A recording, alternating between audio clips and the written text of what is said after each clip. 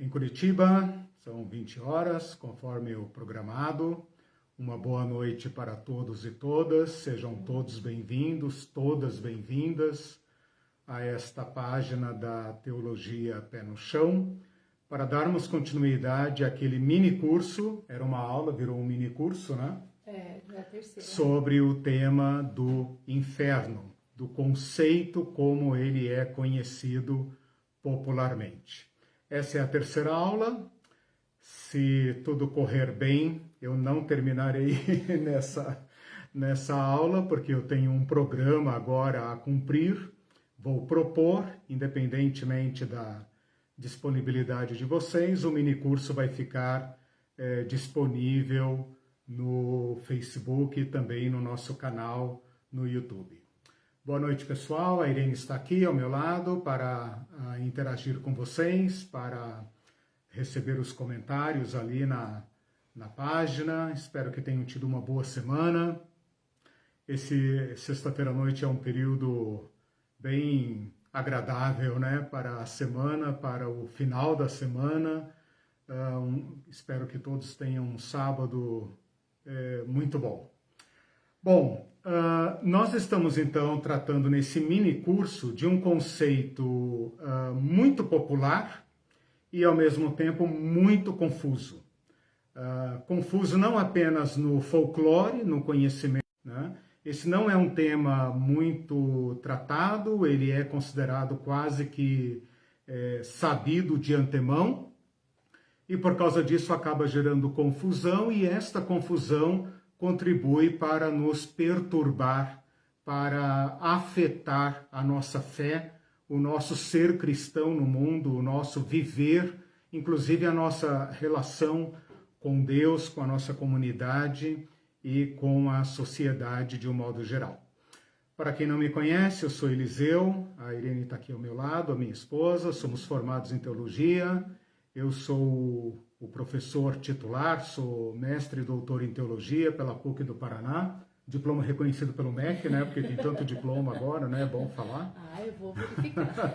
Está no Lattes, tá no meu currículo. Nós mantemos esse canal para oferecer abordagem teológica de qualidade. Todos que estão acostumados com a leitura da Bíblia ou com o estudo das Escrituras podem perceber a qualidade do nosso ensino, tudo isso oferecido gratuitamente. Bom, dadas as boas-vindas, vamos direto ao ponto, né, para ganharmos tempo. Esse é o nosso terceiro encontro. No primeiro encontro, eu fiz uma recuperação conceitual da palavra inferno, demonstrando que a palavra inferno é a versão latina de uma palavra grega Hades, que por sua vez é a tradução de uma palavra hebraica original, que é Sheol.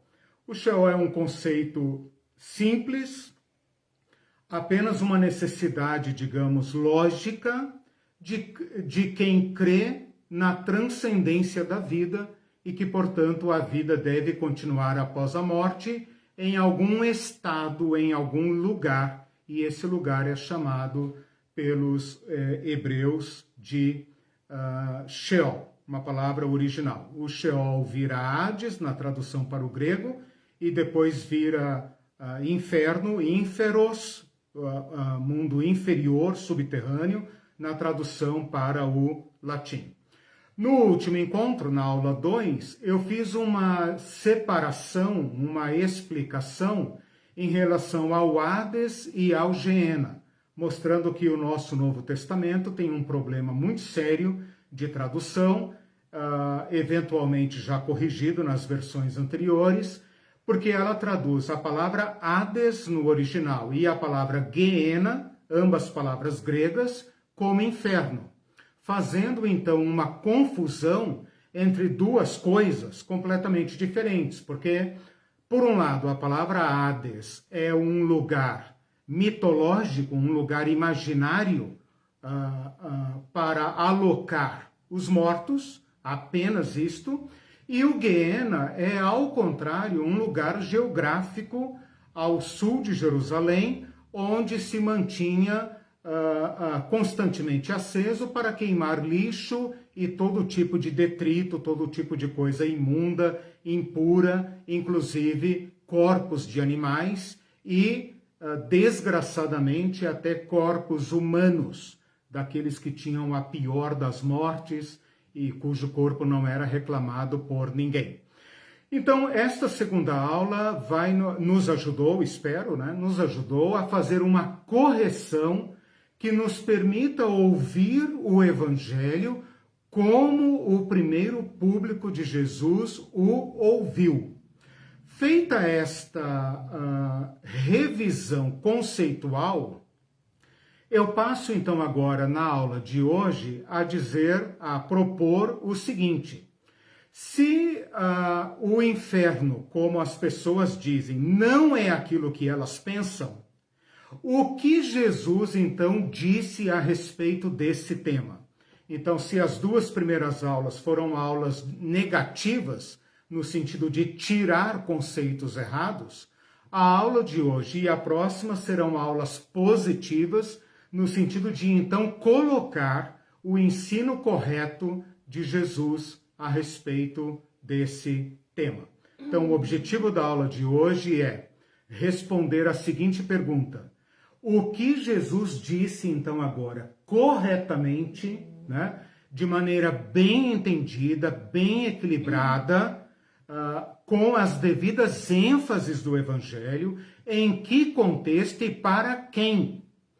De antemão, eu já quero colocar aqui as minhas teses iniciais, para dizer o seguinte: Jesus Cristo e toda a sua pregação e a sua obra, aquilo que nós chamamos no estudo bíblico de evento Jesus. O que eu quero dizer com evento Jesus? Uma tríade: sua pessoa, sua pregação e seus atos, né?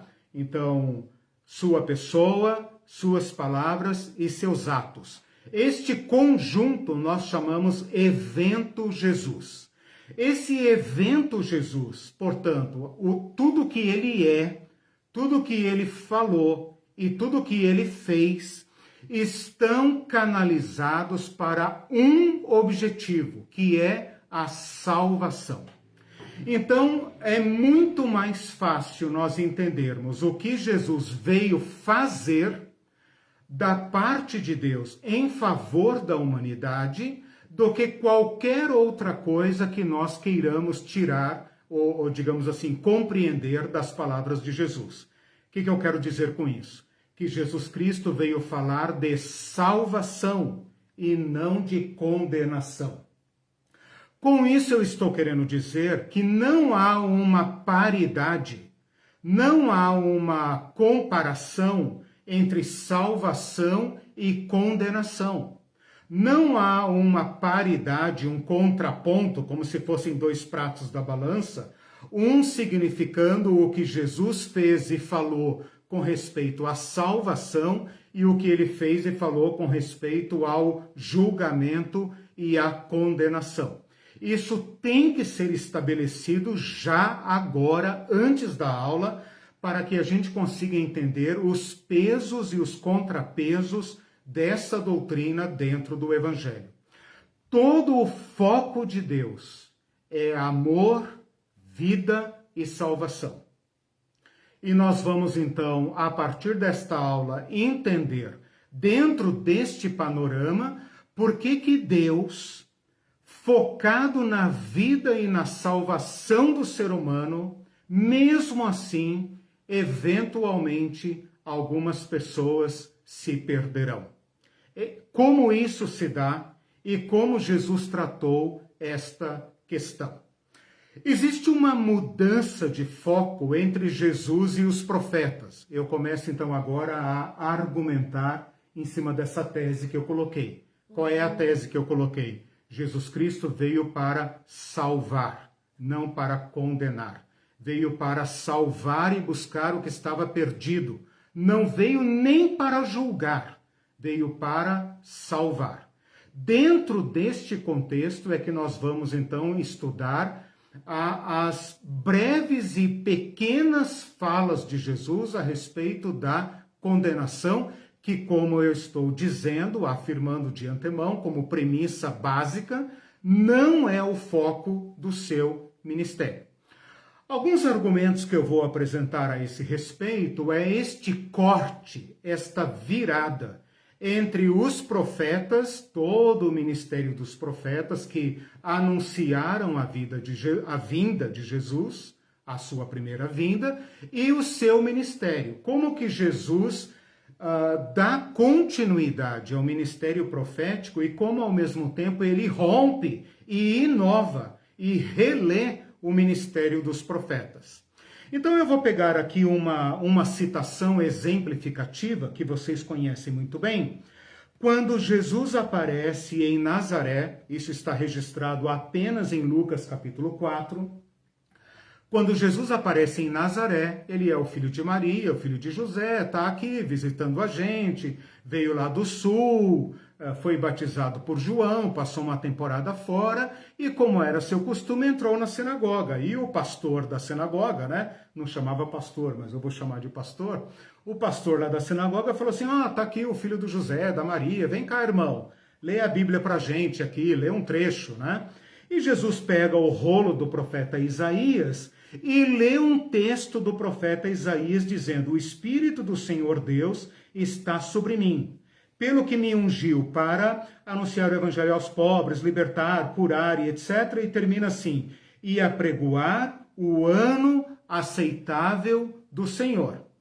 É a leitura de Isaías capítulo 61.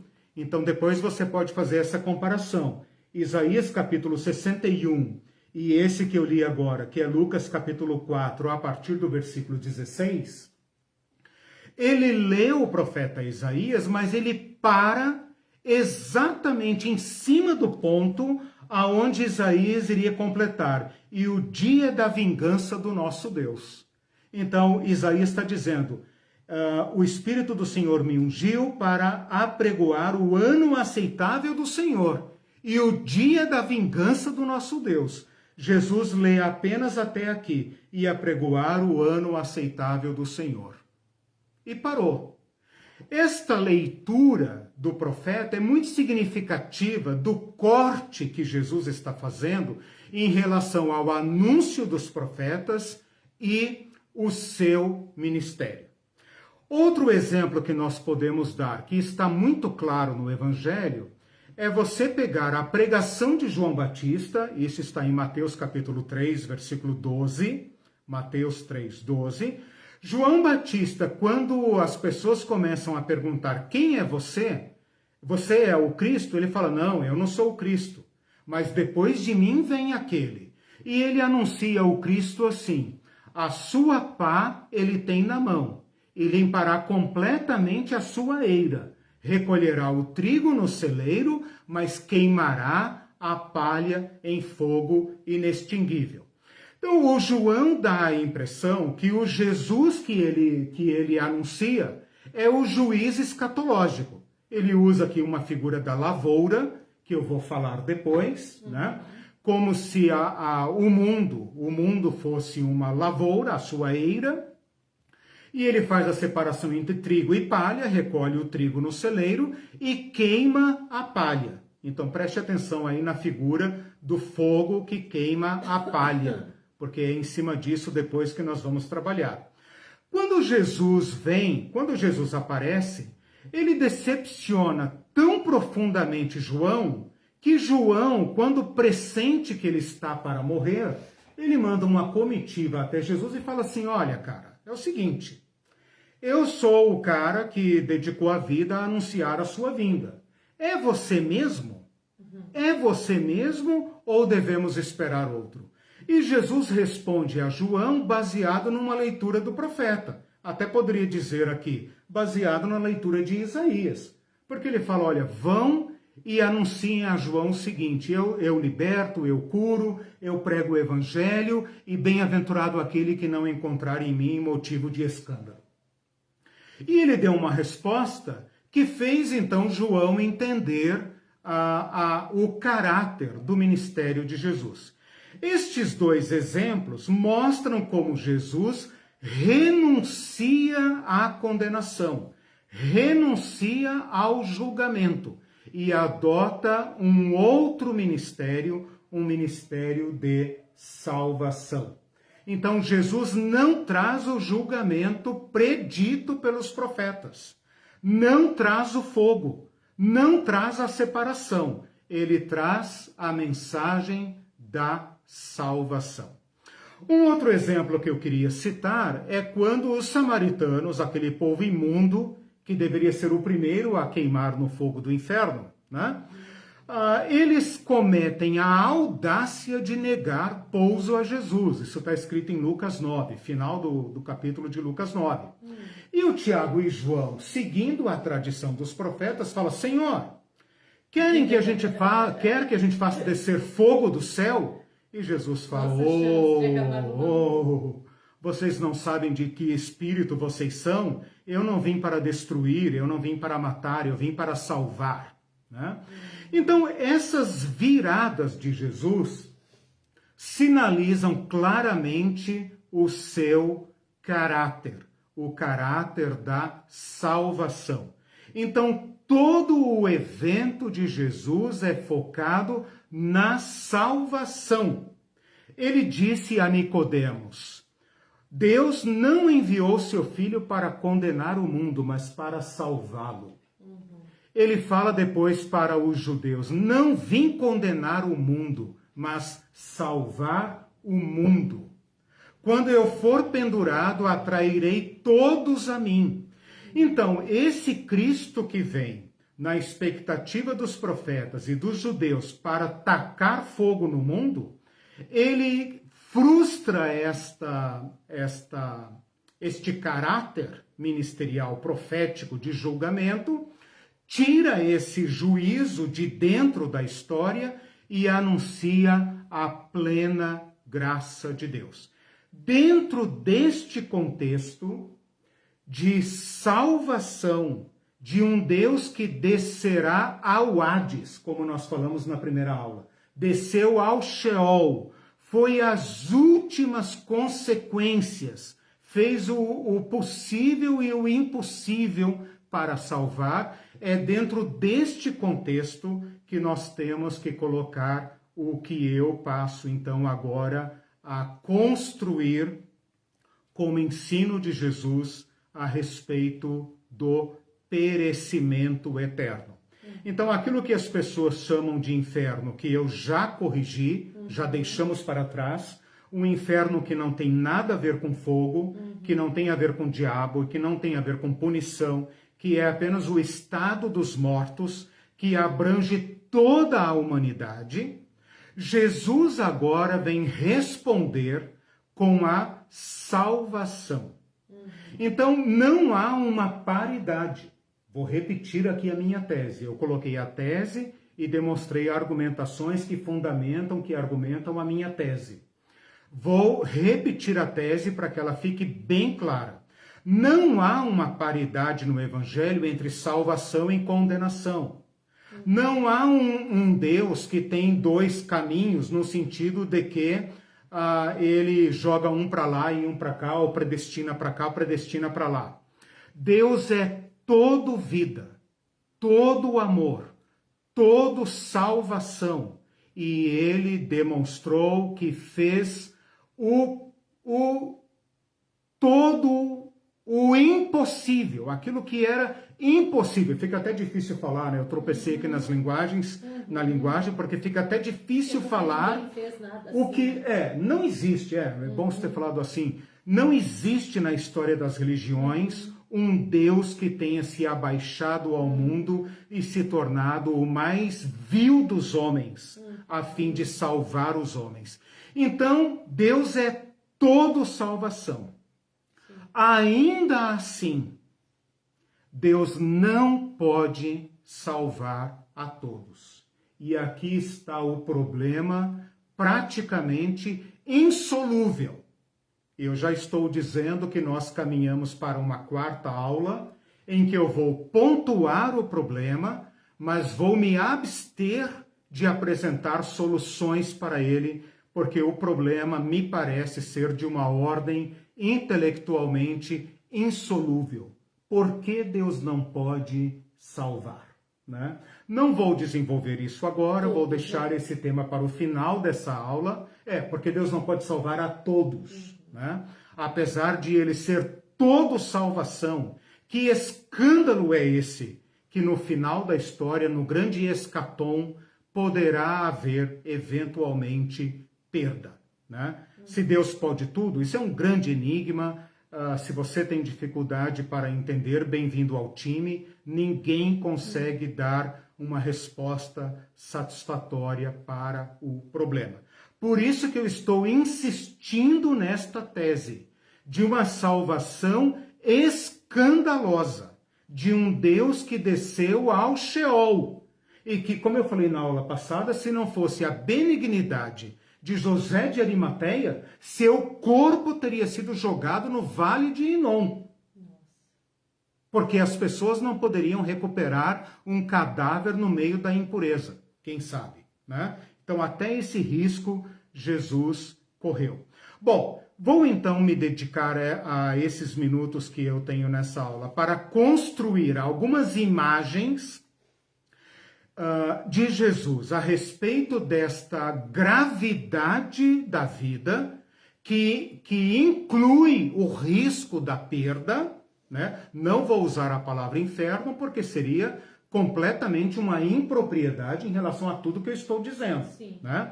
Mas se Jesus não fala sobre inferno, então sobre o que ele fala? Essa é a pergunta que eu vou responder agora. E na próxima aula, então, eu me dedicarei a, digamos, uma abordagem mais filosófica, mais ideológica, teológica, sobre possibilidades que a gente pode, digamos, pensar. Né? Mas não garanto, não sei se a notícia é ruim, né? Mas não garanto esclarecer 100% todas as dúvidas, porque considero impossível. Mas aproveito esse dilema para chamá-los ao Evangelho, que dedica, digamos, 100% do seu esforço, de um esforço divino, para a salvação e não para a condenação. Né? Então é interessante que nós saibamos muito sobre a salvação e pouco sobre a condenação. Eu acho que essa ênfase é proposital, porque o convite de Jesus Cristo é para a salvação e não para a condenação. Bom, vou então agora entrar em 2 ou 3 figuras do Evangelho. Elas são figuras, digamos, chocantes, mas elas devem ser entendidas como o que se opõe à salvação. Né? Mesmo que haja um profundo desequilíbrio entre salvação e condenação, estas figuras do Evangelho devem ser entendidas como o oposto da salvação. Tá? São mais ou menos 3 figuras, elas não podem ser contestadas, por quê? Elas passam por todos os critérios de autenticidade. Por que eu estou falando isso? Porque pode ser que alguém que esteja me ouvindo, ou está me ouvindo, seja talvez um crítico da Bíblia e pense, não, mas essas palavras podem ser interpolações, podem ser acréscimos ao texto original, pode ser algo da igreja, do autor e tal. Eu conheço bem essas teorias todas, né? E estou dizendo que nestes casos em particulares, né, nestes casos que eu vou mencionar aqui, de 2 ou 3 figuras, elas passam pelos critérios de autenticidade e podem receber o status de palavras autênticas de Jesus Cristo. Se você entende um pouco de crítica bíblica, você sabe a quais critérios eu estou me referindo, né? Para todos os demais que acreditam nas Escrituras como palavra sagrada, então basta dizer que Jesus falou estas coisas que eu vou falar para vocês agora em mais de uma ocasião e estão registradas em mais de um livro. Então isso prova que se trata de palavras firmes de Jesus Cristo, tá? Só para esclarecer esse ponto que eu estou fazendo, essa defesa da minha exposição, Existem algumas palavras das Escrituras que elas são obscuras. Elas estão, por exemplo, só num versículo único e que não tem muita explicação. Então, sobre esses textos, a gente não pode fazer grandes elaborações. Por exemplo, na aula passada eu falei sobre o tartarô, né? Não dá para fazer uma grande elaboração em cima daquela palavra. Por quê? Só segundo Pedro a usa, né? E ela é muito confusa, então é melhor deixá-la de lado, né? Mas não é o que eu vou falar agora, né? O que eu vou falar agora são palavras muito bem atestadas. Tudo bem até aí? Deu para entender? Tudo bem. Até agora, praticamente, eu diria que a gente você Desconstruir conceitos o que eu chamei muito arraigados em nossa fé, o que eu chamei de aulas negativas. Por que negativas? Porque eu tirei o lixo. Sim. Uhum. E agora, a partir desta aula, são aulas positivas, porque eu vou colocar o ensino de Jesus. Então vinho novo, vinho novo em odre novo. Você fazer a faxina primeiro, tirar toda a sujeira, daí colocar os móveis que chegaram lá na loja. Então você vai agora uma faxina teológica. Uma faxina teológica. A Uda diz assim: Deus não pode salvar quem abriu mão dele. Ou seja, nós seremos salvos a partir da nossa escolha por ele. Isso, exatamente. É mais ou menos nesse sentido que nós vamos caminhar, Uda. Exatamente.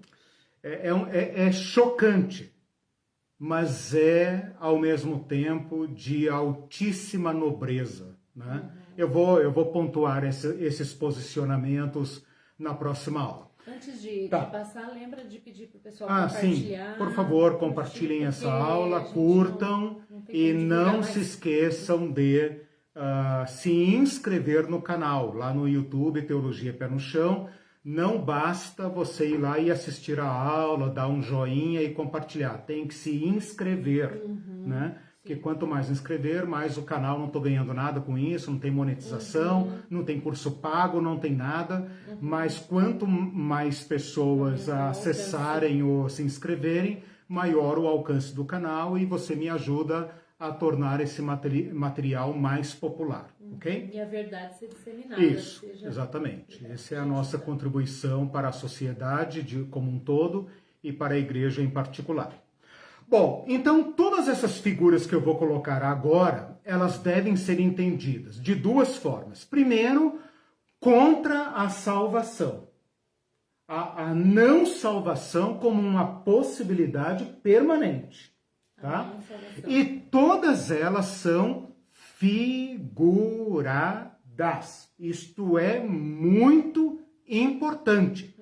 Todas elas são figuradas. Quando eu digo figuradas, eu não estou querendo dizer falsas ou fictícias.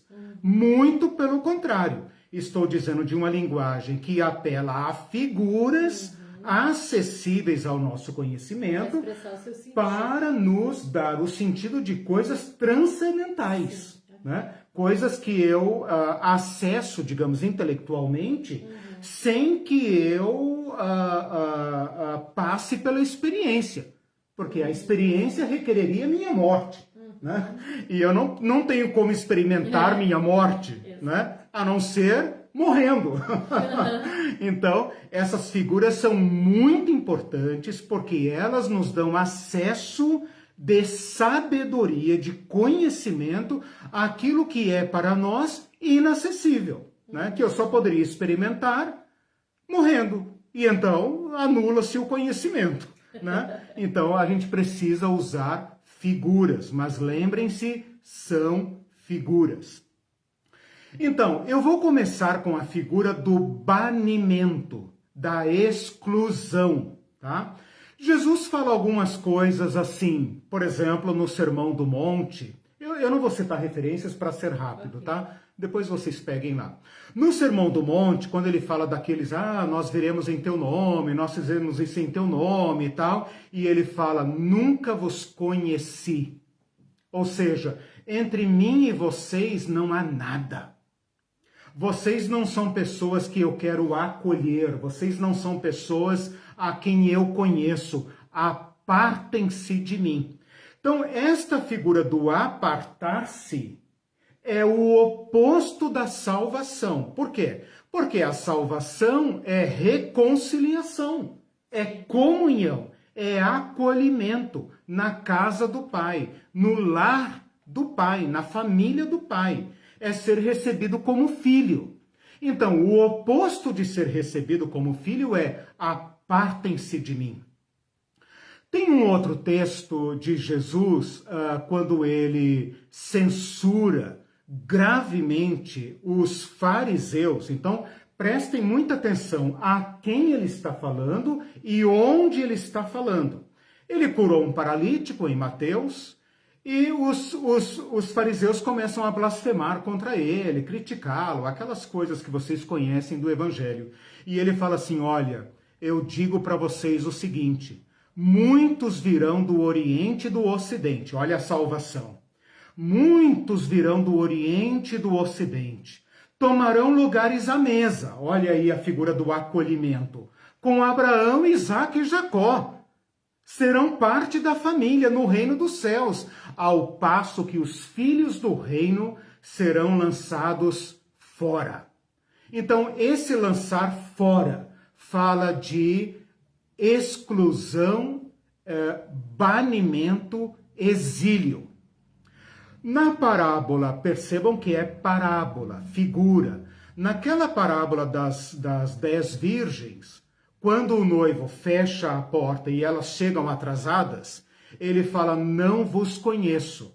Mesma palavra que ele falou para aqueles falsos apóstolos, né? No Sermão do Monte, que eu acabei de falar, em Mateus capítulo 7. Agora, em Mateus 25, ele fala, não vos conheço. Naquela parábola do julgamento de ovelhos e bodes, ele fala uma palavra duríssima para aqueles que não acolhem os pobres, que não dão pão aos famintos, que não dão água aos sedentos, que não dão roupa aos desnudos. Ele fala, apartai-vos de mim, malditos. Uma outra figura muito interessante que ocorre lá naquela parábola das bodas, vocês conhecem a parábola das bodas? Então, as bodas aqui, aquela festa, aquele banquete de casamento, é uma figura do reino de Deus, do convite, das portas abertas, aquela coisa da roça, né? Que toda a vizinhança vem, todo mundo vem, tem carne para todo mundo, tem porco assado, não, porco aqui não, porque aqui é a Bíblia, né? Mas aquelas coisas assim de cidade do interior, em que a festa é para todo mundo, né? Portas abertas e tal, aquela coisa toda. E alguns homens desprezam o convite de Jesus, do dono da festa, na verdade. E ele fala, eu juro que esses homens não provarão da minha ceia. Portanto, ficam de fora, né? Faz lembrar aquele texto lá de Apocalipse, quando ele fala, quem abrir a porta, eu entro, cearei com ele e ele comigo, né? Então, esta figura do acolhimento, do pertencimento, tá? Uma outra figura que eu vou colocar aqui, não é de Jesus, mas é de Paulo, né? Vou tomar aqui emprestado Paulo, apesar de que meu foco hoje é Jesus Cristo, né? Mas Paulo vai usar outra figura que é a figura da herança. Então, a herança fala de pertença e de partilha de bens para o povo da família. E ele fala, os injustos não herdam o reino. Portanto, são deserdados, são excluídos da herança. E isso é repetido tanto em Gálatas como em Efésios, tá? Então, a figura da não herança. Ora, o que nós temos aqui nesta figura da exclusão, do banimento, do ser lançado fora? Um grande convite para a casa, para o acolhimento, para a casa do Pai. É chegado o reino do Pai. É chegado a casa do Pai. Todos podem entrar, do Oriente e do Ocidente, todos têm assento à mesa de Abraão, mas alguns não querem. Alguns não querem, e esses então se lançaram fora. Eles se excluíram, eles se colocaram fora. Eles desprezaram o convite para o banquete. Uma outra figura é a figura... lembra que também essa figura do exílio, ela fala de comunhão e individualismo, né? Então aqui tem uma certa figura, a figura da solidão, do egoísmo, do individualismo, né? É mais ou menos nesse sentido. Eu quero colocar agora uma outra figura que mistura um pouco esta exclusão com tristeza. E isso está muito repetido no Evangelho, especialmente em Mateus e Lucas. É a figura 2. A figura 2. 2 e 3 pode colocar, porque elas ocorrem muito em conjunto. Okay. Mas eu vou desmembrá-las em 2, tá? Então pode aumentar aí para 4, porque falta uma ainda, que é a do fogo. Okay. Então são 4 figuras. A primeira figura é a figura da treva, da escuridão, né? Então ele fala assim, aquele mesmo texto que eu acabei de citar. Muitos virão do Oriente e do Ocidente, tomarão lugares à mesa de Abraão, Isaque e Jacó. Pensa naquela hospitalidade árabe, oriental, a festa, o banquete, as tendas abertas, muita gente servindo, aquelas festas que duram semana, né? Festa que não existe mais, né? Festa que hoje é tudo iFood, né? Não, aquelas festas assim de beber e comer até se fartar por muitos dias, né? E ele fala, mas vocês que são da casa, vocês serão lançados para fora. E agora ele acrescenta, não apenas para fora, nas trevas.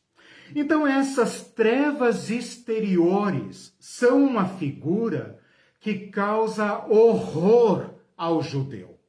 Porque as festas do Oriente são festas muito iluminadas, até hoje, né?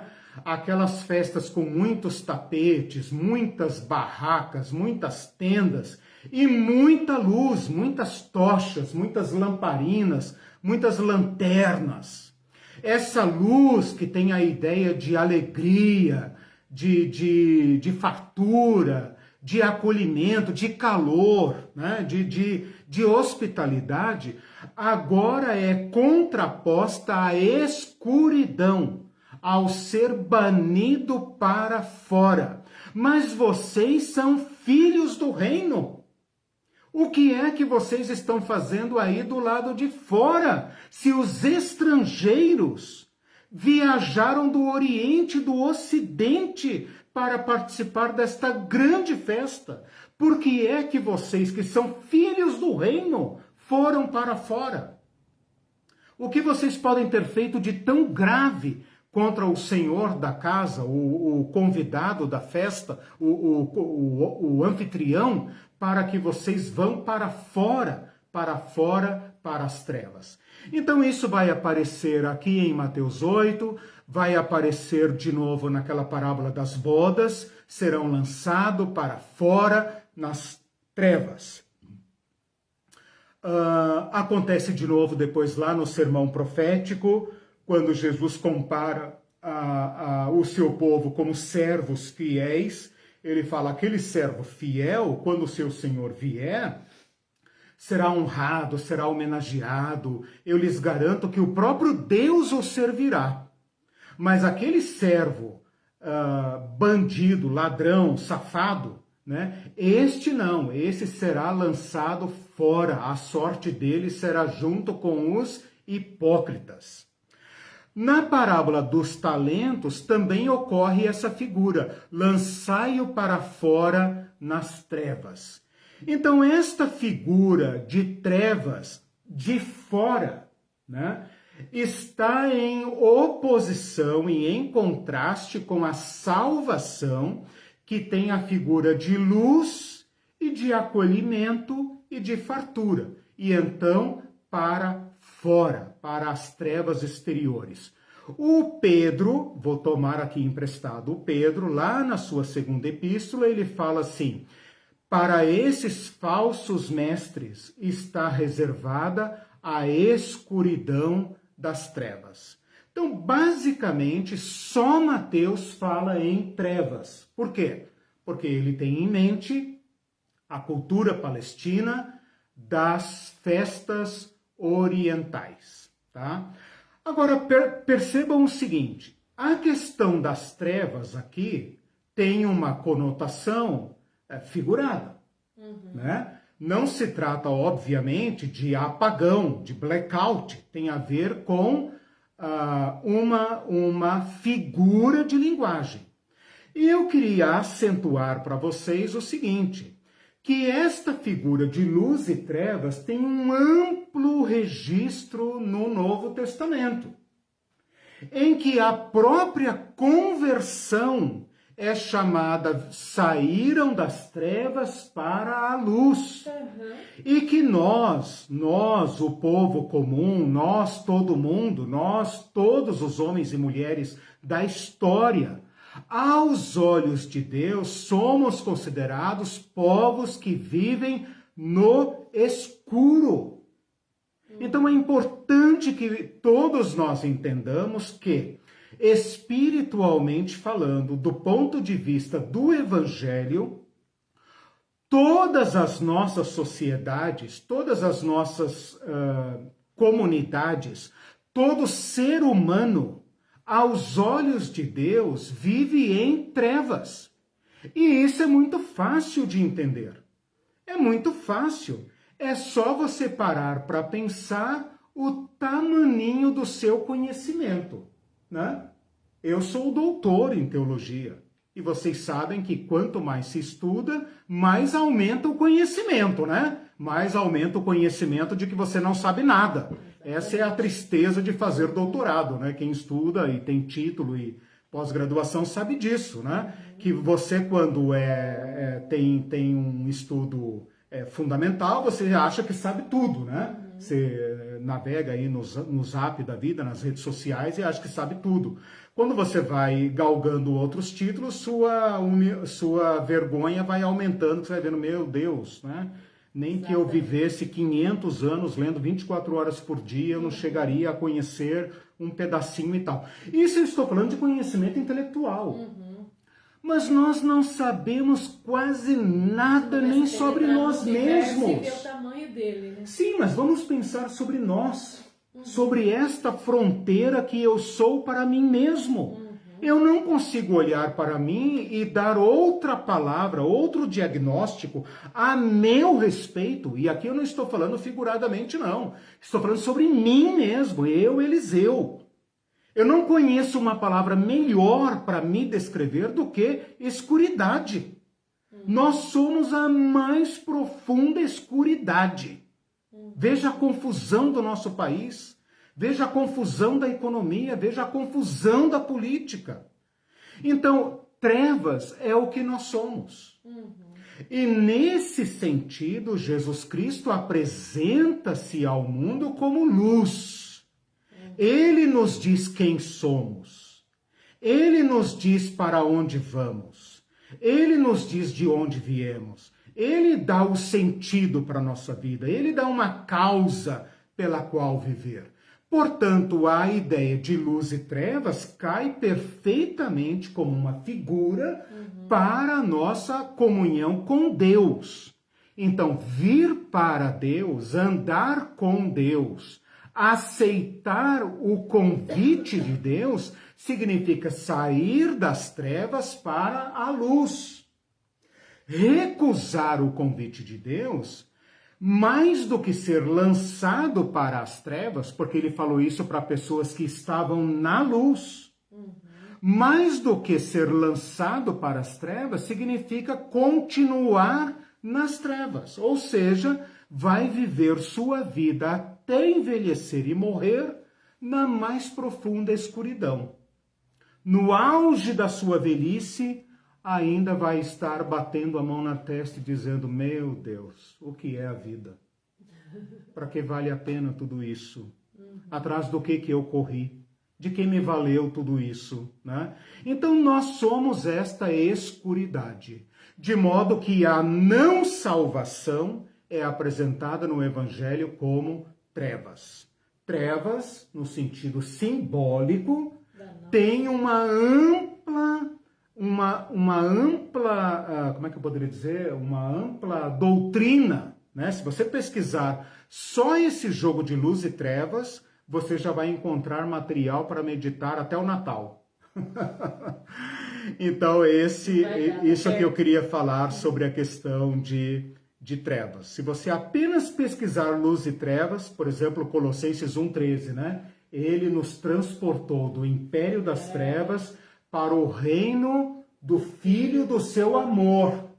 Poderia ter colocado, né? Ele poderia ter colocado...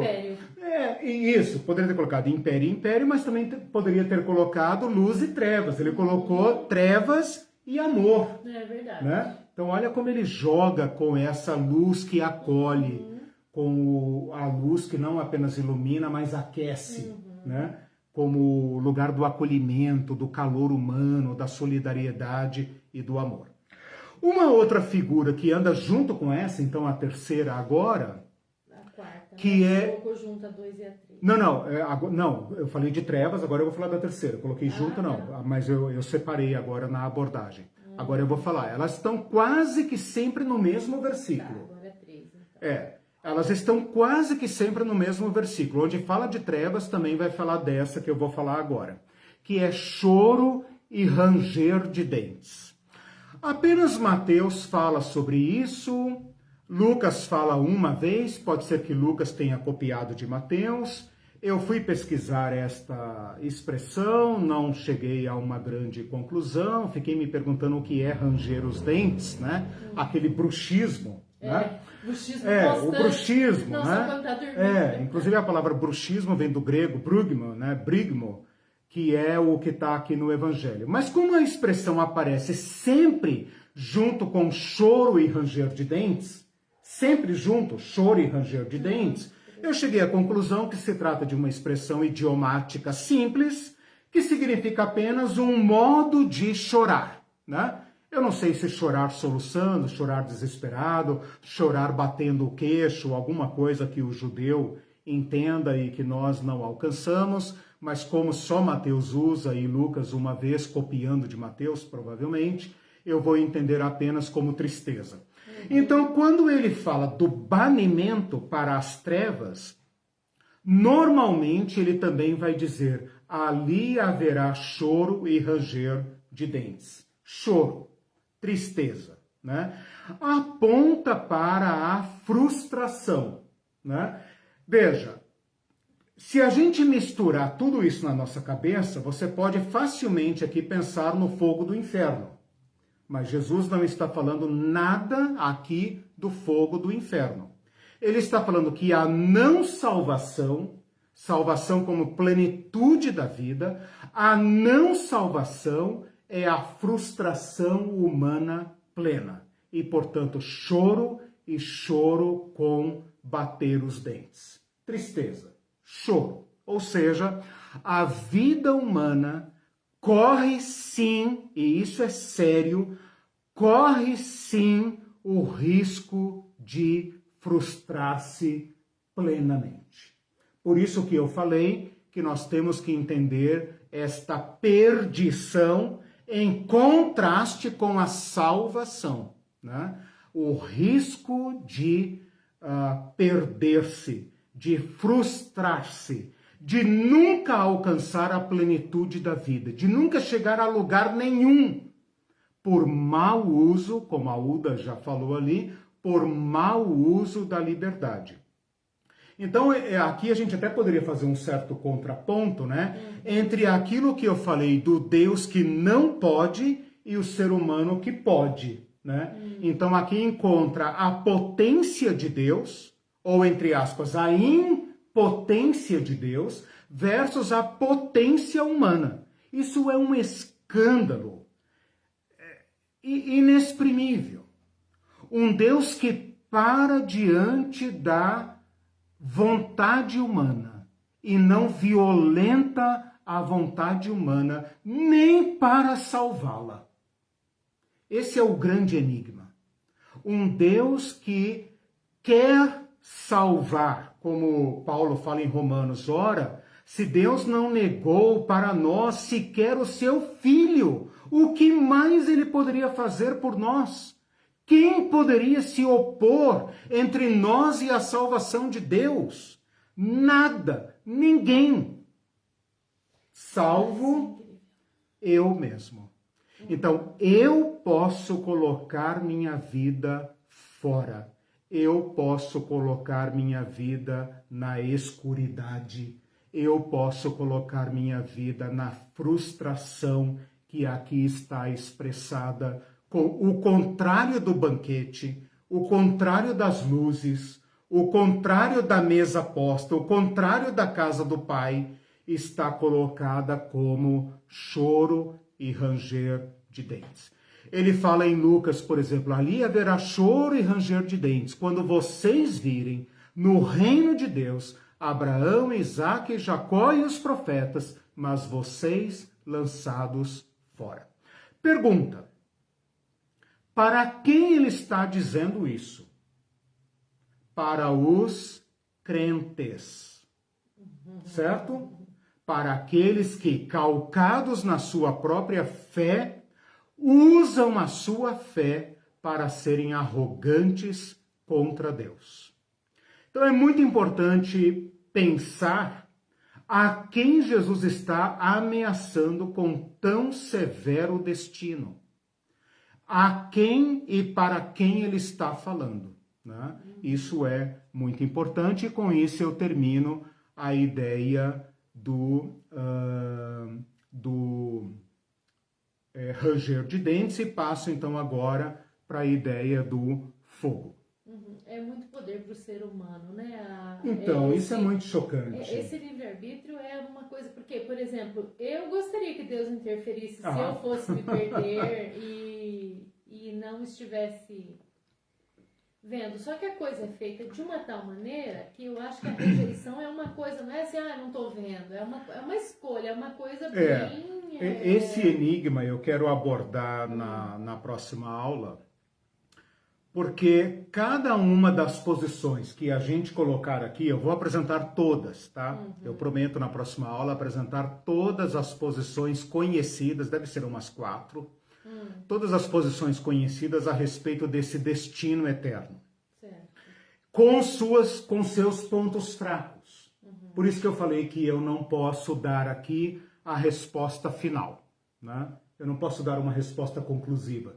O que eu posso apresentar para vocês é onde os mais brilhantes teólogos que se aventuraram a tratar desse tema, até onde eles conseguiram chegar, e aquelas teses a respeito da destinação eterna que eles já refutaram.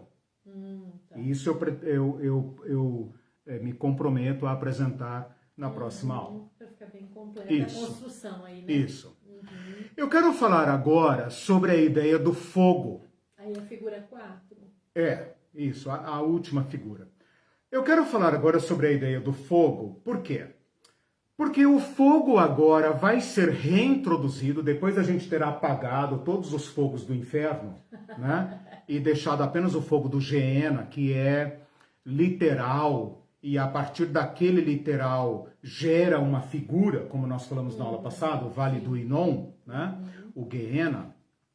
Eu quero agora reintroduzir o fogo dentro deste contexto de Jesus Cristo, na mesma linha que eu estou colocando. Portanto, oposto à salvação e simbólico.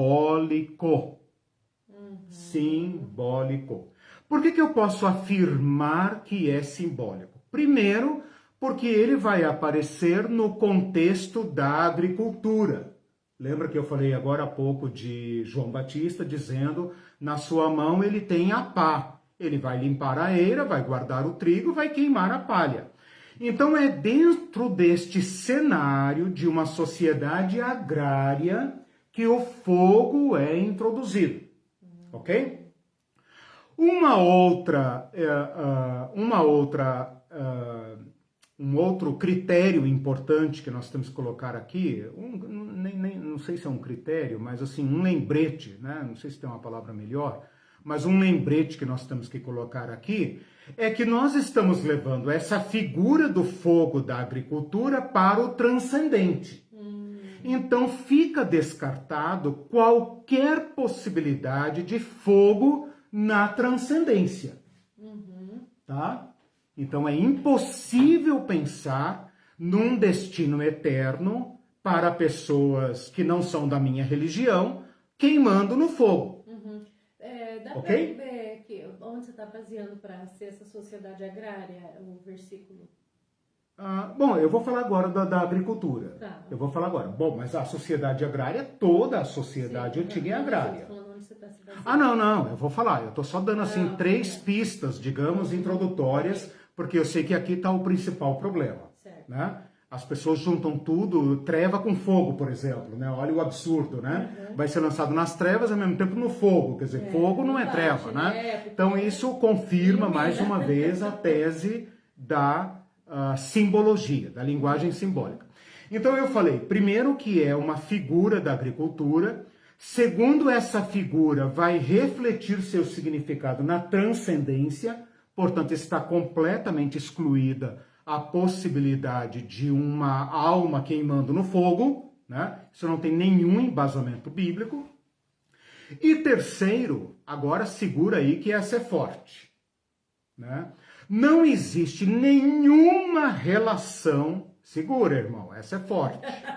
Não existe nenhuma relação evangélica, bíblica, a respeito de diabo e fogo. Nenhuma relação entre demônio e fogo, diabo e fogo. Isto é completamente mitológico. Agora, se você aguentou essa, então segura a segunda. Fogo nas Escrituras é associado a Deus. Fogo nas Escrituras é associado a Deus. Todas as vezes que Deus se manifesta, ele brilha como sol e é raio e trovoada e fogos e tal, né? Todas as teofanias, até mesmo de anjos, né? Por exemplo, o altar de Elias caiu fogo, o anjo que se manifestou para Gideão botou fogo no sacrifício, lá no manjar que fez para ele. No Monte Sinai teve fogo, o trono de Deus aparece cheio de fogo, no Apocalipse tem fogo. Então, fogo na Bíblia é associado a Deus. Quem associou fogo ao capeta foi a mitologia. E o nosso objetivo aqui é sola Escritura. Então, antes de falar do fogo, eu estou fazendo a seguinte reparação. Primeiro, o fogo que Jesus fala vem da agricultura. Vem da agricultura. Ponto. Bom, não é de agricultura que Jesus está falando. Jesus está falando para nós. Está falando sobre a nossa vida transcendente. Então fica descartado qualquer possibilidade de fogo literal. Tá. Então tem que ser símbolo de outra coisa. E o terceiro ponto que eu coloquei é: fogo nas Escrituras nunca está associado ao diabo e sempre está associado a Deus. Ponto. Feito isso, nós podemos então agora colocar aquilo que a Bíblia fala sobre fogo, tá? Então vamos lá. Queimará a palha em fogo inextinguível. Estou repetindo lá a pregação de João Batista. Vem aí o juiz e ele vai limpar o campo. Ele vai limpar o campo. E ele vai separar o grão da palha.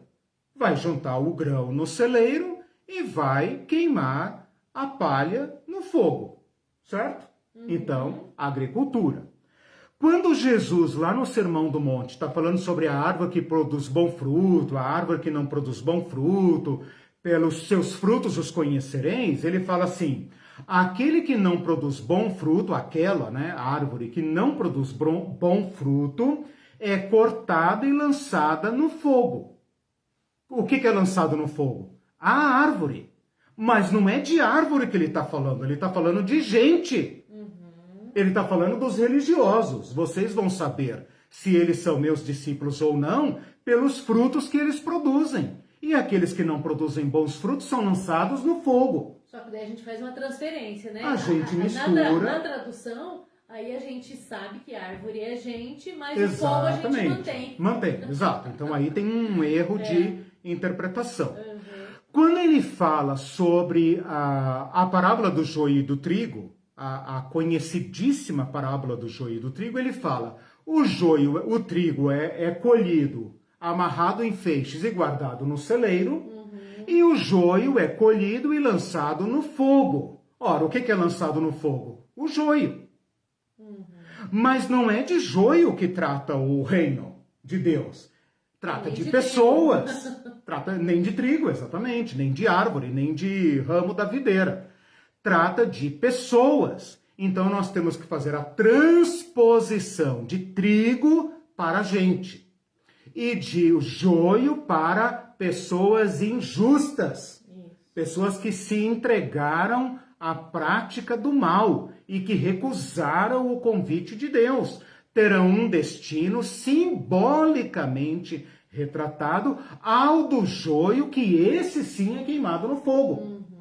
Então trata-se de uma figura que vem da agricultura, e quem põe fogo não é o diabo. Quem põe fogo aqui é o Cristo, que representa o agricultor, é o Cristo que julga a árvore, que dá bom fruto, que dá mau fruto, é o Cristo que separa o joio do trigo. Ok? Na parábola da videira, a mesma coisa. Aquele que não permanecer em mim será lançado fora, à semelhança do ramo. À semelhança do ramo. E secará, e o apanham, lançam no fogo e o queimam. O que é colhido, lançado no fogo e queima e seca? O ramo da videira. Claro, se você cortar, quando você faz limpeza no teu jardim, né, aquele mato pode ser queimado no fogo. Não faça isso, pelo amor de Deus, né? Os vizinhos vão reclamar da fumaça. Mas é disso que ele está falando. Ele está falando de queimadas da agricultura. Se você não fizer a transposição desta imagem para o significado que é transcendental, aí você está cometendo um pecado hermenêutico, um pecado de interpretação.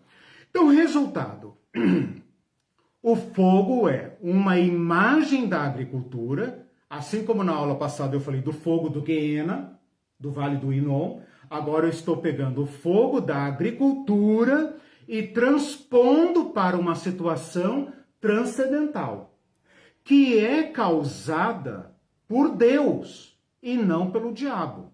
E a prova disso é que lá no juízo dos bodes e das ovelhas, Jesus fala assim: fogo eterno preparado para o diabo e seus anjos. Então, o fogo eterno na transcendência, nesse mundo que nós não podemos adentrar, mas que nós podemos intuir ou compreender por causa da figura do fogo, do Guiena e da agricultura, do campo, de trigo, do joio, etc., nós podemos pensar numa transcendência para o diabo. Ou seja, o mal será eliminado, assim como a árvore inútil. O diabo e o que encarna o maligno será eliminado, assim como o joio é eliminado, porque não serve para nada. Isso fala de uma decadência, fala de uma frustração. E este fogo é colocado como juízo contra o diabo.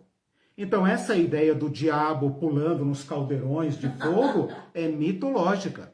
O fogo é retratado aqui como seu juízo último. Quando Deus cumprir contra o mal o seu juízo extremo de destruir, como o fogo destrói a árvore, como o fogo destrói o joio, como o fogo destrói os ramos da videira, destruir. Portanto, trata-se de um juízo de Deus. Então, repetindo, o fogo vem de uma figura da agricultura. O fogo é uma imagem, porque não é de noções de agricultura que Jesus está falando. Ele está falando de uma transcendência da vida. Como a vida pode passar por esses portais inimagináveis sem acolher o convite da vida, do amor. E que este fogo vem de Deus para um juízo. E esse juízo é aplicado a todo aquele que pratica o mal. Estas são as figuras que... Deixa eu ver se eu tenho aqui mais alguma noção para colocar. Estas são as figuras que eu queria colocar como sendo ligadas à agricultura, como sendo uma figura para esse destino oposto à salvação. Isso está coerente com as advertências graves do Evangelho, né? E que também o fogo tem a ver com Deus e nada a ver com o inferno e com o diabo. Com isto, eu vou falar aqui um último versículo, um ou dois versículos, que é este. Olha a força da figura. A força da figura. E acho que dá para terminar com esse versículo aqui. Lucas capítulo 12, versículo 49, Jesus olhando para o povo e fala: eu vim lançar fogo sobre a terra. Eu falei que ele não veio julgar, né? Eu falei que ele não veio julgar, ele veio salvar, né? Mas lá em Lucas ele fala assim: eu vim lançar fogo sobre a terra. E quem me dera que já estivesse queimando tudo. Desculpem rir, né? Desculpem rir, não é uma coisa engraçada. Mas é para chamá-los a compreender. Agora aqui eu volto ao início de tudo, né? Volto ao início de tudo, como diz aquela música. Para dizer que Jesus Cristo veio para salvar. Ele veio para salvar. Mas uma vez que ele toca nossas vidas, ele já meteu fogo em nós. Porque diante do convite de Jesus Cristo, ninguém mais pode ser neutro. De modo que andar na luz ou andar nas trevas, andar na comunhão, no banquete do amor, do agape, ou andar na solidão, do endeusamento, né? Todas estas figuras que eu coloquei aqui, elas indicam uma transcendência última da vida, porque nós acreditamos na vida que transcende a morte física, mas elas já estão presentes. O amor e a luz já estão presentes. Vocês são a luz do mundo. Vocês são a luz do mundo.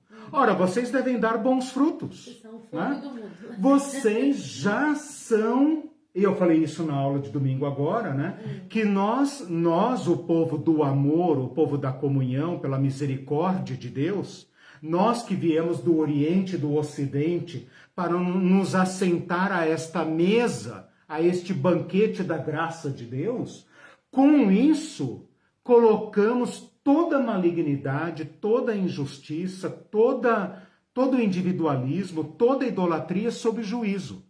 E o fogo que Jesus veio trazer já arde, porque o evento Jesus já tacou fogo no mundo. Este fogo simbólico que ilumina uns e queima outros já está em curso. De modo que voltamos agora à ênfase do Evangelho. Lembra que eu falei no início que há uma profunda desproporção entre salvação e contra-salvação ou não salvação? Aqui está o convite. O convite da luz, o convite da comunhão, o convite do amor, o convite para casa, o convite para a plenitude da vida, para a última, ulterior realização da vida. Como nós imaginamos transcender dizendo não para Deus?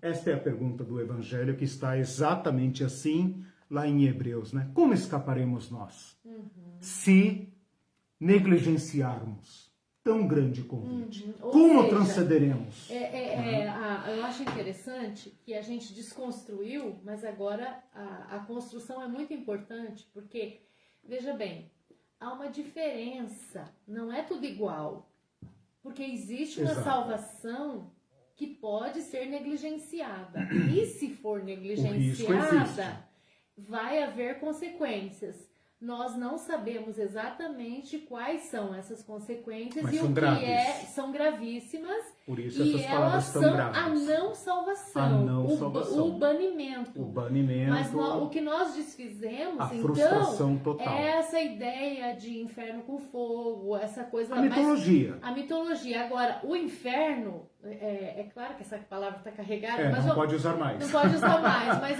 vamos Chama usar. de não salvação, a não salvação condenação. É uma coisa... Existe.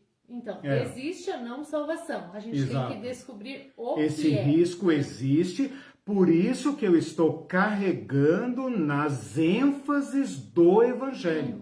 Nós não somos anunciadores de perdição. Nós estamos imbuídos do Espírito de um Deus que quer que todos se salvem. Sim. Que foi ao Hades, ao Sheol. Jesus fala isso em Apocalipse, né? Estive morto, mas eis que vivo, e tenho nas minhas mãos as chaves da morte e do Sheol. Em mim todos podem alcançar a plenitude da vida. Mas este Deus para diante do nosso não. Eu estou dizendo isso porque eu sei que há pessoas cristãos que já acabaram com o inferno, mas não com essa exegese toda que você está fazendo. Eles acabaram com a não salvação. Exatamente. Entendeu? Então, assim, é salvação para todo mundo, não tem... Nossa, eu mesmo falo, né? Nossa, se for assim, então a gente precisa criar um inferno. Essa é uma tese que eu quero apresentar. Justiça, eu quero apresentar na próxima aula. Né? Porque, para não deixar vocês curiosos, o que a Irene falou agora sobre a indiferença, digamos assim, uma indiferença moral, é chamada na teologia, as escrituras não têm um nome para isso, mas nas escrituras é chamada como universalismo. Ou seja, no final todo mundo se dá bem. No final todo mundo se dá bem. Né? De certa forma, a doutrina católica contribui para isso por causa do purgatório, né? Porque se há um purgatório de tempo indeterminado, você pode ficar se purificando lá indefinidamente, de uma certa forma, é impossível que sob tortura, né? Você não fala assim, pelo amor de Deus, né? Alguém me tira daqui e tal. Claro, então a doutrina católica acaba caindo num universalismo, né? Uma outra tese muito comentada é aniquilacionismo, aniquilar, né? Que leva a sério a ideia do fogo que consome, né? Então, não é fogo, mas é aniquilação, né? Então, na transcendência não tem fogo, né? Mas tem essa realidade que há uma das vertentes da doutrina sobre a transcendência, a vida transcendente, né? Não pode mais falar inferno, né? Depois dessas 3 aulas, não pode mais falar inferno. Se você falar, você está incorrendo em equívocos, né? Precisa repetir a primeira e a segunda aula. Mas esta realidade, né, que a gente está chamando aqui de não salvação, né? Ela implicaria numa aniquilação, né? Precisaríamos discutir sobre isso. E outras teses que eu quero apresentar para ver até onde nós podemos levar a racionalidade teológica destas advertências de Jesus, agora então devidamente corrigidas exegeticamente, né, como a Irene bem lembrou aqui, né? devidamente corrigidas agora, tirada toda aquela sedimentação, né, mitológica, e colocada as advertências graves de Jesus com seus devidos pesos. Ou seja, voltando ao início dessa aula, toda a ênfase de Jesus está na salvação. Deus quer salvar a todos. Deus não criou a perdição. Deus não é o autor da perdição de ninguém. Sobre isso eu quero falar na próxima aula. Nós não podemos falar sequer em condenação, mas em autocondenação, porque Deus é Salvador. Esse é o seu nome. Jesus. Yahvé é salvação. Yahvé não é carrasco, Yahvé não é torturador, não é agente penitenciário. Yahvé não tem prazer na morte de ninguém. Yahvé quer que todos se salvem. Por isso o seu nome é Jesus. Yahvé é salvação. Essa visão é muito importante, né? A visão correta de Deus, né? Porque já ouvi pessoas falando assim, como que um Deus de amor vai lançar? Exatamente. Mas não é Deus. Exatamente. Quem está fazendo isso? Essas mitologias é que nos levam a essas conclusões equivocadas. Então eu fiz aqui um grande esforço, apesar de falar tudo muito rapidamente, mas um grande esforço para que você tenha a oportunidade de entender a doutrina evangélica com base nas palavras de Jesus. Ok? Ok. Perguntas, comentários? Aqui, sim. Quando você está falando que Deus é fogo, né? Se manifesta, a Simone von Sosten disse que lembrou da sarça ardente. Isso.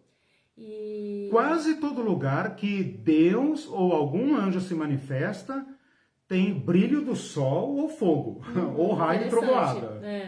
E a Uda lembrou que o Espírito Santo se manifestou em labaredas de fogo. Bem interessante também. Ótima lembrança, exatamente, línguas de fogo. Serão batizados com o Espírito Santo e com fogo. Então essa ideia de diabo e fogo é mitológica. Sim. Fogo está, veja, o juízo de Deus, o grande encontro de todo ser humano com seu Criador, impõe um encontro com esse Deus que é fogo, segundo agora a palavra de Hebreus, fogo consumidor. Então, o encontro com Deus é que causará a nossa salvação ou não, né? Dependendo de como nós aderimos ao seu convite ou não, né? E aqui eu estou fazendo uma abordagem, eu vou deixar isso mais claro na próxima aula, eu estou fazendo uma abordagem muito ampla da salvação. Eu estou sendo aqui muito cuidadoso para não falar como protestante, nem como católico, nem apenas como cristão. Eu estou tentando reproduzir as palavras de Jesus para a humanidade. E considerando todas as possibilidades que esse Deus tem para salvar qualquer pessoa em qualquer lugar. Em qualquer lugar. Porque quando Jesus chama as pessoas, ele não pergunta de igreja, nem de religião, nem de sacramento, nem de nada. Eu sei que o que eu estou falando é chocante. Mas ele fala da prática da justiça e da prática da iniquidade. E virão muitos do Oriente e do Ocidente e tomarão lugar neste banquete. E alguns que pensam que têm lugares cativos no reino, se colocarão fora do reino, porque ele avisou isso aos religiosos, que acham que tem lugar cativo no reino de Deus. E Jesus vai dizer, nem sei quem são vocês, nunca os vi. Apartem-se de mim. Exato, expulsando demônios em teu nome, fizemos curas em teu nome. Não significa que é só pentecostal, não. Cantamos em teu nome, etc, etc. Ele vai falar, nem sei do que vocês estão falando. E por outro lado vai dizer, olha, vocês me vestiram, vocês me deram água, vocês me deram roupa, vocês me curaram, vocês cuidaram de mim.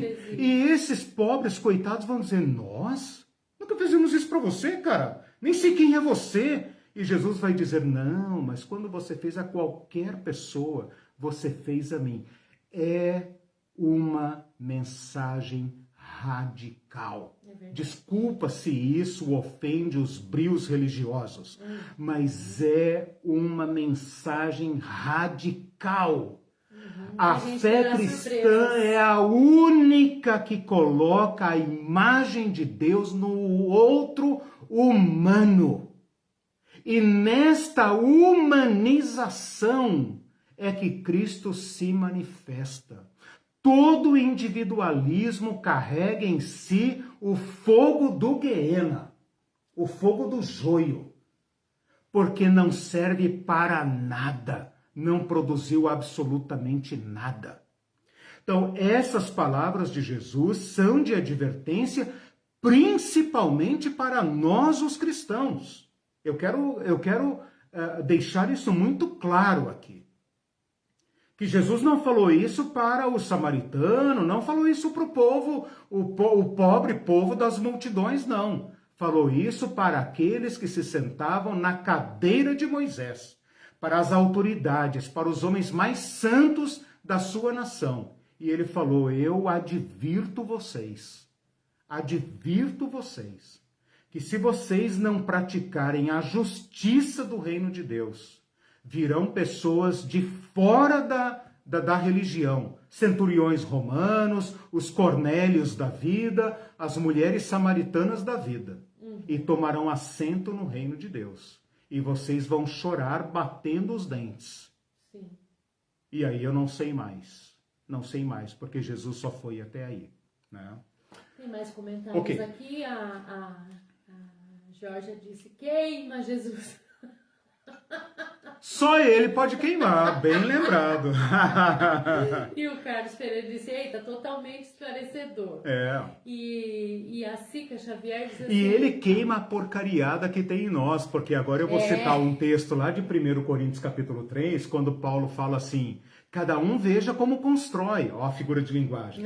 Cada um veja como constrói, se a sua vida é pedra preciosa, madeira, feno ou palha. Porque tudo será provado pelo fogo. Então, meus irmãozinhos, eu tenho mais uma notícia para vocês. Vocês também passarão pelo fogo. Tá bom? Tá bom? Oh, meu Deus. Não, nós passaremos pelo fogo.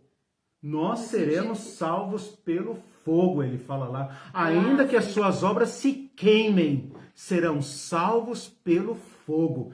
Então baixa a bola, né? E voltemos para o Evangelho, para as advertências de Jesus. Assumamos a vida autêntica, a vida da imitação de Jesus, a vida do reino de Deus. A Sica Xavier diz assim, uma vida com medo do fogo, do capeta com tridente cutucando dia e noite. Exatamente. Eu quero falar sobre isso na próxima aula. O imaginário nosso tá tão cheio disso, cara. Eu quero falar sobre isso. É difícil pensar em outros termos. Bem lembrado, a Sica, né? Eu quero falar sobre isso na próxima aula, sobre o impacto que essa doutrina teve. Então eu já tenho aí uns 2 compromissos para a próxima aula, né? Eu quero falar, e isso é importante, sobre o impacto que essa doutrina teve em todos nós, cristãos e não cristãos, como essa doutrina já foi usada e abusada. Exatamente. E como o medo não produz nada.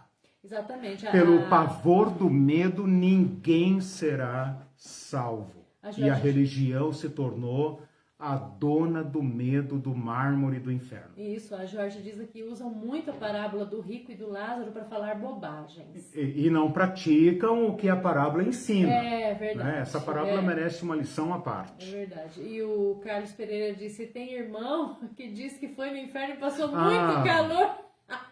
Verdade, cheio dessas visões. Olha, irmão, sinceramente, Sinceramente, eu sou meio... Eu não tenho paciência com esse tipo de coisa, entendeu?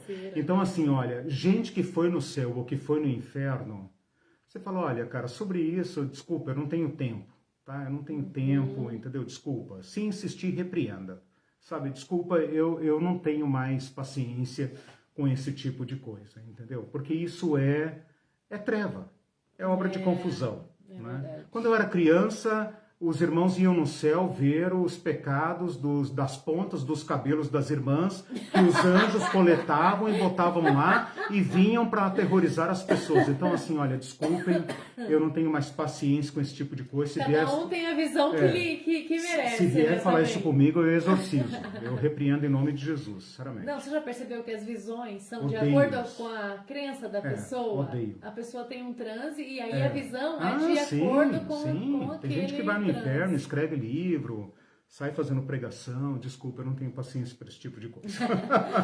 E a Sica Xavier tocou num ponto aqui que diz assim, e salvação se perde? Aprendemos que uma vez salvo, sempre salvo. É um dom. Aí eu até respondi para ela assim, perder, sendo que ela é um presente, acredito que você pode apenas rejeitá-la. Olha, essa é uma coisa que eu preciso tratar com muito cuidado, porque está aí uma doutrina que merece ser esclarecida. Né? Eu meço o efeito colateral dessa doutrina pelo que ela causa na tua vida, né? Então eu tenho um teste bem simples para isso. Se a certeza da salvação gera em você um profundo amor por Cristo e um profundo senso de temor a Deus e de amor e louvor a Deus, ótimo. Se produzir relaxo, tipo, tô salvo mesmo e tal, que é o que normalmente acontece, eu faço sérias advertências. Mas eu não acredito, não é que eu não acredito, esta tese está mal colocada, está sendo abusada, né? Tem muita gente pintando e bordando, achando que está salvo para sempre. É sobre isso que eu quero dizer na próxima aula, sobre os impactos positivos e negativos desta doutrina sobre a cristandade. Você vai falar sobre isso, tem um monte de gente morrendo de medo dos tridentes do capeta, e tem gente folgada, pintando e bordando, achando que está com o bilhete reservado para a salvação. Né? Tá tudo errado, na minha opinião. Então, Sica, não perca a próxima aula, que vai ser importante para esclarecer. A Rosana Prado diz assim, sempre pensei assim, nesse acolhimento salvífico e amoroso de Cristo para com os que praticam os atos de sua justiça. Exatamente. Ninguém pode se arvorar em dono do evangelho e dizer, se você está na minha igreja, você está no céu. Se você não está na minha igreja, você está no inferno. Que é isso que normalmente as igrejas fazem. O inferno serve para eu colocar aqueles que não são da minha religião. Simples assim. Né? Sim. Você tem que lembrar que para outra religião é você que está no inferno e ele que está no céu. Né? Se perguntar por um judeu, por exemplo, por um muçulmano, é você que está no inferno e ele está no céu, está no paraíso. Né? Então o inferno serve, esse inferno popular serve para a gente colocar as pessoas que não creem como a gente. Né? Então o meu mini curso aqui serve também para a gente abrir o olho. Né? Cuidado com o que nós estamos fazendo com essa doutrina. Até Jorge tinha dito assim, essa ideia de inferno é medieval para dominar a população. Exato, quero falar nisso na próxima aula. Os terrores que essa doutrina causou em toda a cristandade, né? E ela serve, na verdade, de maior terror para os crentes que deveriam ser, né, então, né, livres, né, do que para o povo ateu, né, que deveriam ser os clientes preferenciais do inferno, segundo a religião. É tão teatral, né? Tão bizarro que não produz nada. Né? Mas a salvação, como o Evangelho apresenta, é profundamente libertador. Eu garanto para vocês que agora vocês já devem estar se sentindo muito libertos, mas na próxima aula eu quero deixar muito clara a libertação desta palavra de Jesus. Como Jesus nos coloca como autênticas pessoas e como ele nos instrui, como ele nos chama para a vida e como ele nos liberta. Né? Por isso que eu disse no início dessa aula que não se compara a salvação de um lado com perda do outro. Jesus jogou todo o seu ministério, sua vida, na salvação, não na condenação. A condenação deve ser chamada aqui de autocondenação. Ele disse, eu não vim julgar. Exatamente. Eu não condeno. Eu não condeno, eu não julgo. Né? Deus apostou tudo na salvação e não na condenação. Tô rindo aqui que a Sica falou assim, e eu que não vou mais poder mandar meu ex para o inferno. Liberta também, né? Ele também passa a ser agora alvo da misericórdia. Exatamente. O Eduardo Fabrício diz assim, as gavetas do céu estão lotadas de cabelo que as mulheres cortaram e que os anjos recolheram.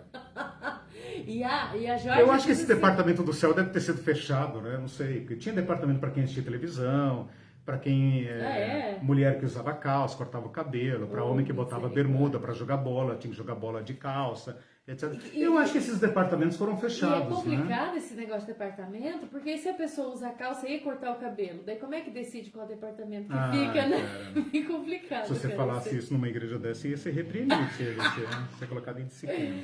A Jorge disse o seguinte...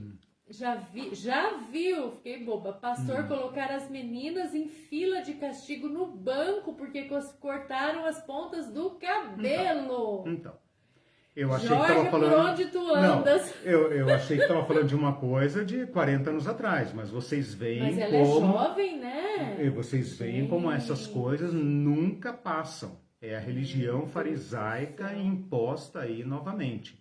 A libertação de Jesus Cristo assusta. Nunca esqueçam isso. A mensagem do Evangelho é escandalosa. Jesus liberta demais. Ele acabou com as regras de purificação dos fariseus. Né? E ele nos chama agora, não a uma vida religiosa, a uma vida autêntica. Porque este é o fundamento da nossa salvação, como eu falei no início. Deus é o Deus da vida, do amor e da salvação. Tudo que não for luz, amor e salvação é de autoria humana. Deus não é autor da perdição humana. Ele é o autor da salvação.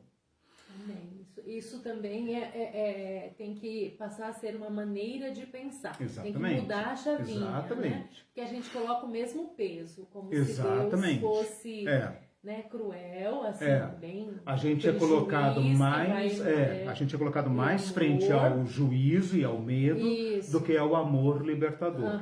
Exatamente. Porque o amor é livre e o medo controla, como ela disse aí. Assim, né? Deus é amor, mas também, né, coloca no mesmo... Esse mais aí é terrível. E olhar que é eu que me coloco numa posição de rejeição a esse amor...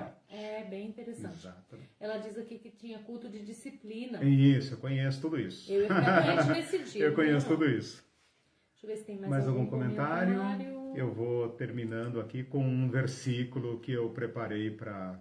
Ela diz que é coisa de agora. Não, é coisa de agora, gente. Exato. É pior que a gente pensa. Então, minha irmã, é aquele negócio, né? Gálatas capítulo 5, né? Para a liberdade foi que Cristo nos libertou. Permaneçam, pois, livres e não se sujeitem mais a julgo de escravidão. Nossa, que libertador isso. Só temos um Senhor, o Cristo. Né? E podemos até abrir mão de certas liberdades por amor, não por medo. Né? Não por autoritarismo de ninguém. Nós somos livres. E é como pessoas livres que nós podemos cumprir o mandato do nosso Senhor Jesus Cristo. Senão a gente se torna mensagens do inferno, né? Mensageiros do inferno. Sim. Eu queria terminar então com uma palavra do profeta Ezequiel. Lembra que na aula passada eu terminei com uma palavra de Deuteronômio, né? Falando, deixa eu ver se eu estou com ela aqui. Estou com ela aqui, Deuteronômio, falando assim, olha, hoje eu ponho diante de vocês a vida e a morte. Escolham, pois, a vida, né? Agora, de novo, Deus falando, muitos séculos depois, né, por meio do profeta Ezequiel, falando o seguinte,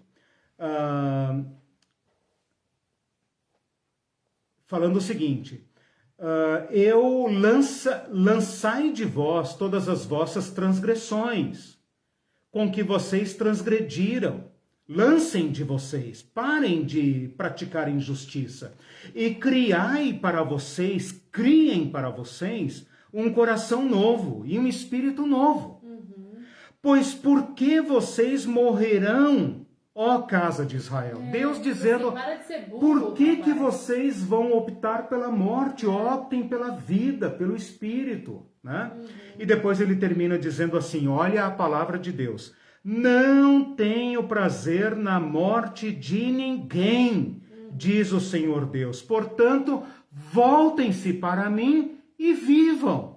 Nem do pior, então, a pior pessoa não tem prazer. É o Deus da misericórdia, é o Deus da misericórdia dizendo assim, olha, gente, eu não posso ir aí e mudar vocês na marra. Porque eu teria que transformá-los em animais, em robôs, em macacos. Mas, gente, por que vocês vão morrer? Convertam-se, convertam-se e vivam. O profeta pedindo, né?